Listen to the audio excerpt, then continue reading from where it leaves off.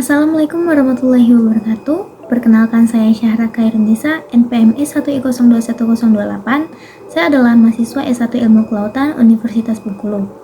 Di video ini, saya akan menjelaskan mengenai pencemaran yang merupakan tugas dari mata kuliah pencemaran laut dari dosen pengampu, Bapak Irjohan. Menurut Undang-Undang Nomor 23 Tahun 1997 mengenai pencemaran lingkungan hidup, pencemaran adalah masuk atau dimasukkannya makhluk hidup, zat, energi, dan atau komponen lain ke dalam lingkungan hidup oleh kegiatan manusia, sehingga kualitasnya turun sampai ke tingkat tertentu yang menyebabkan lingkungan hidup tidak dapat berfungsi sesuai dengan peruntukannya. Nah, di video ini kita akan membahas mengenai pencemaran yang terjadi di wilayah pesisir. Perlu kita ketahui bahwa wilayah pesisir merupakan habitat bagi banyak spesies hayati. Selain itu, wilayah pesisir seringkali menjadi pusat dari kegiatan ekonomi, seperti pariwisata, perikanan, dan industri. Untuk itu, menjaga kebersihan di wilayah pesisir berarti juga menjaga kelestarian ekosistem serta dapat mendukung kegiatan perekonomian suatu daerah. Namun sayangnya, saat ini banyak sekali terjadinya kasus pencemaran di wilayah pesisir.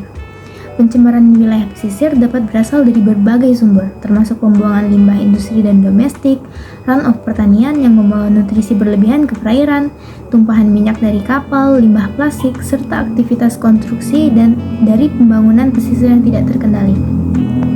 Nah, mari kita bahas salah satu topiknya, yaitu pencemaran dari pembuangan limbah industri.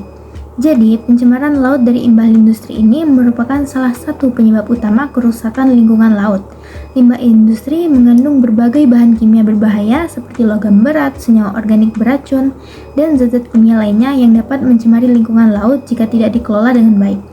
Beberapa contoh limbah industri yang dapat mencemari laut meliputi satu, yaitu limbah cair. Limbah cair ini mengandung bahan kimia beracun seperti logam berat, misalnya merkuri, timbal, kadmium, zat-zat organik seperti pestisida dan bahan kimia sintetis, serta bahan kimia berbahaya lainnya.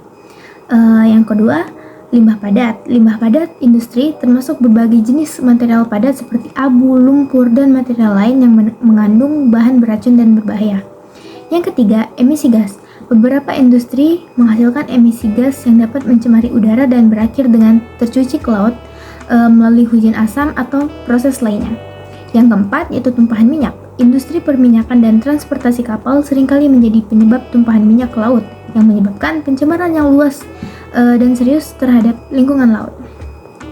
Dampak dari pencemaran laut dari limbah industri bisa sangat merusak, termasuk keracunan organisme laut, kerusakan terumbu karang, gangguan pada rantai makanan, dan gangguan terhadap ekosistem laut secara keseluruhan. Selain itu, pencemaran ini juga dapat mengancam kesehatan manusia melalui konsumsi ikan yang terkontaminasi dan kontak langsung dengan air laut yang tercemar.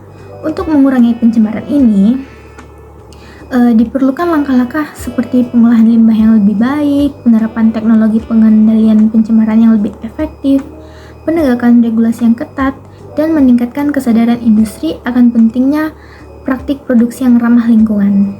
Karena melindungi daerah pesisir bukan hanya tentang menjaga lingkungan alam, tetapi juga tentang mendukung kehidupan manusia dan keberlangsungan ekonomi.